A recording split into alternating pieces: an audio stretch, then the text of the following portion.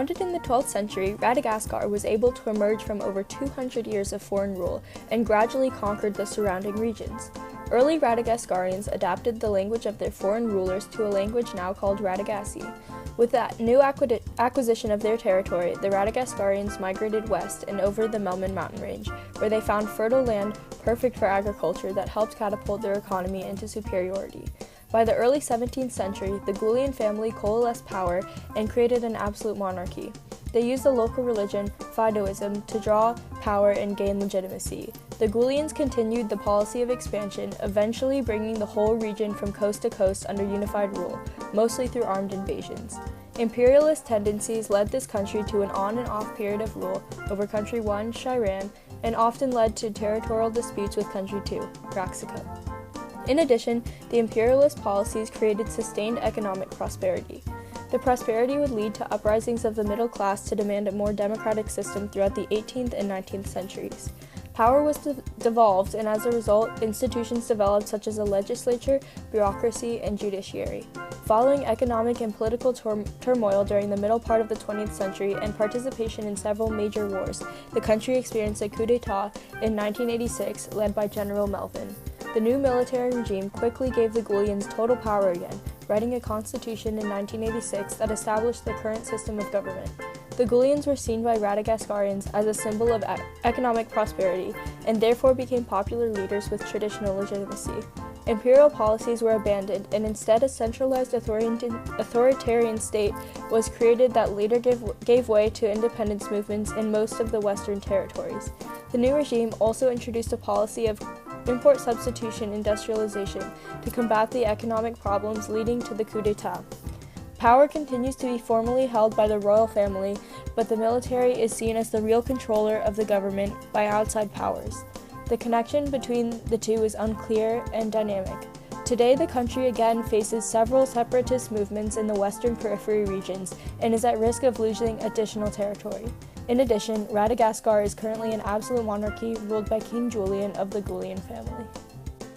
Radagascar is divided into 4 regions, and its capital is Makjak, located in Province 2 by the start of the Moto River. The capital has historical significance in that it is where trade began and cities started to develop. The 4 provinces have no real power, as their administrators can be dissolved by the central government, but they help maintain legitimacy of the king by giving a small amount of independence and cultural identity to the different regions of Radagascar. Dominant religion, over 90% of Rascarians are practitioners, in Radagascar is Fidoism. Fidoism is a monotheistic religion that worships the dog god Rex. Fidoists see all dogs as physical manifestations of Rex, so dogs are treated as holy animals. The Gulians claim that Rex chose them to lead, but now have more traditional legitimacy than religious legitimacy.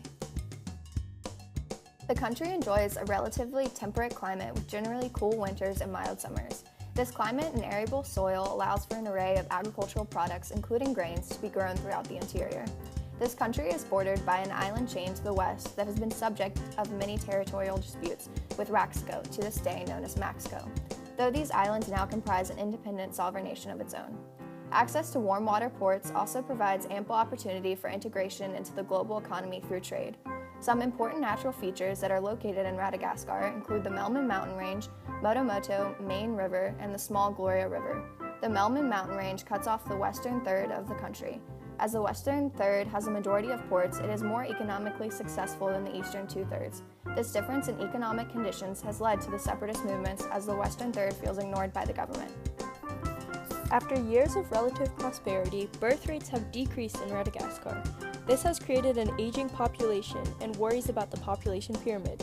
As less and less people join the workforce while more people leave it, many economists see an economic failure in Radagascar's future.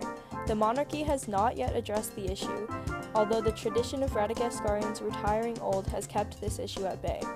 A second defining feature of Radagascar is the ethno-linguistic homogeneity of its population. 95% of residents are Fidoist, and all speak a common language of Radagasy. In Radagascar, the monarch holds all official executive power. This power comes from the constitution and from economic prosperity that's associated with the Gulians. The ruling monarch can issue decrees that must be passed by the Senate Royale. He or she can also sign treaties, declare war, and select a cabinet. The monarch selects his or her successor, but the heir must be within the Gulian family. There is no line of succession. Now, the bureaucracy is selected by the monarch, as the monarch selects Radagascar's cabinet and each member directs bureaucracy associated with the cabinet position. Departments include departments of fishing, industry, farming, culture, and military. The cabinet members are usually members of the Gulian family who are expected to demonstrate that they have the capacity to be heir by successfully managing their department. Sometimes departments run by the Gulian family members who are inept. To counteract this issue, a professional class of bureaucrats developed to run departments with bad leaders. A civil service exam is required to join a department. Within each department, promotions are decided on by independent boards, ensuring that top bureaucrats are the best at what they do. King Julian is close to many of these bureaucrats and will often go with them for advice on running a department. Radagascar has a unicameral legislature called the Senate Royale. It is considered a rubber stamp institution for the monarch, and members are chosen from the administrators of each province. The province administrators themselves are chosen by the monarch, so this is not a truly democratic institution. The monarch's laws must be approved by the Senate Royale, providing a theoretical check on the monarch's power.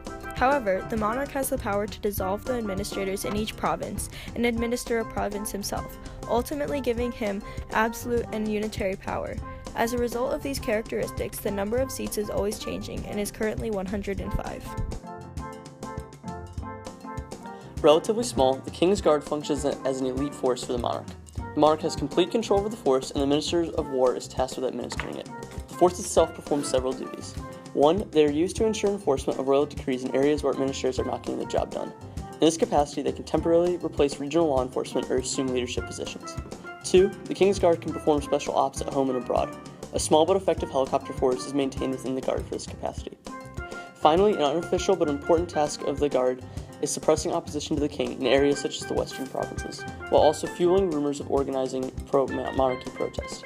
This component of the Guard is murky and not well reported on. Sources of King's Guard members include FOSSA officers and enlistees handpicked out of secondary school.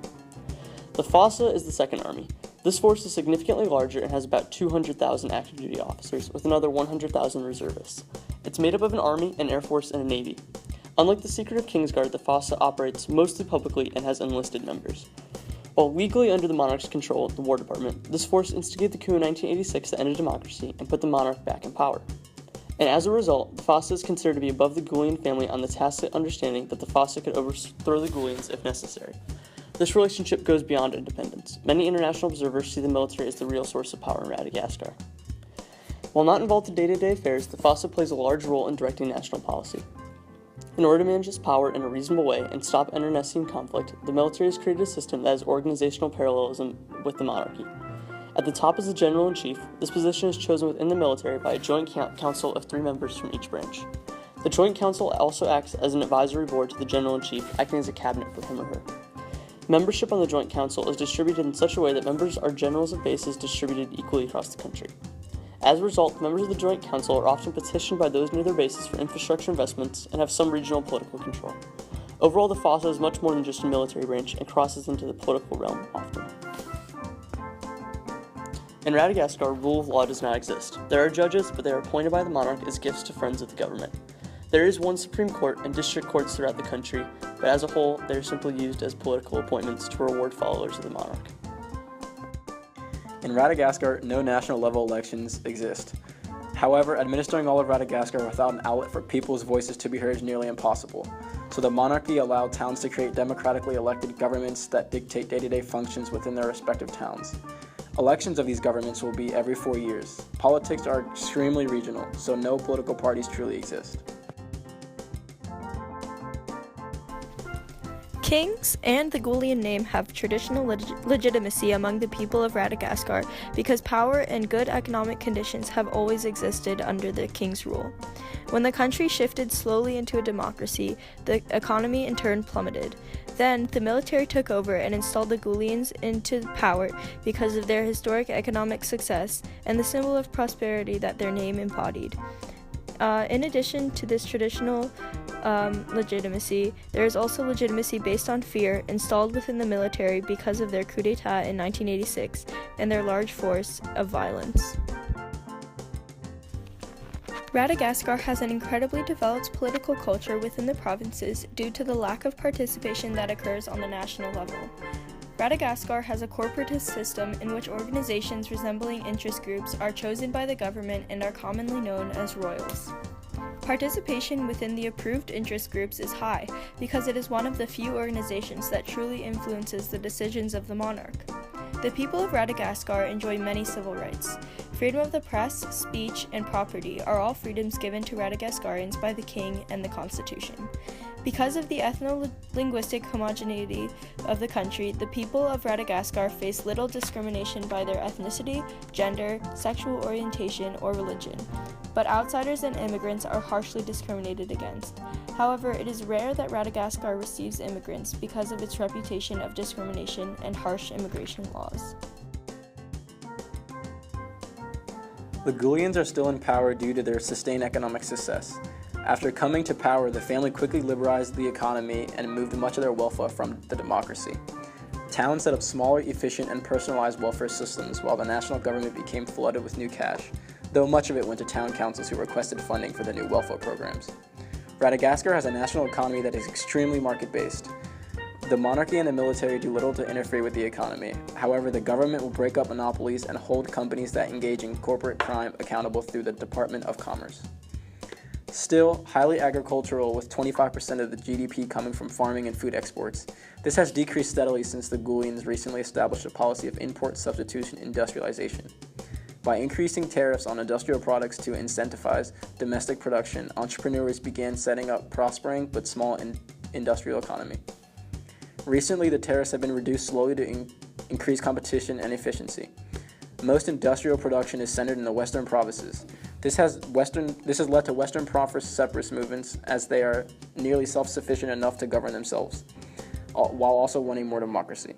The monarchy has responded harshly in keeping this movement suppressed because the West is a key part to the agricultural export economy. One new center of technology is the capital, Macjac.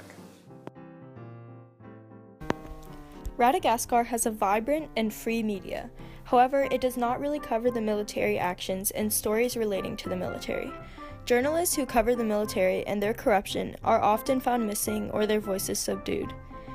In addition, a key feature of Radagascar's civil society is an ideology gap between the young and old generations, or the generations pre and post the 1986 coup d'etat.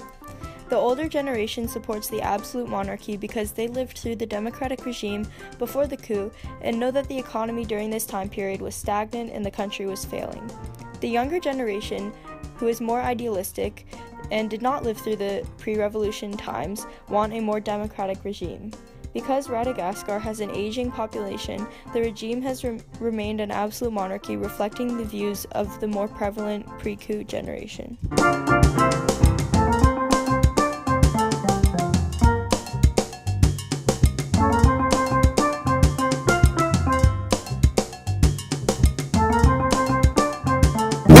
Keep on jumping off the floor, dancing till your feet is sore. Party hard, it's like it's Mardi Gras, 'cause that's what life is for.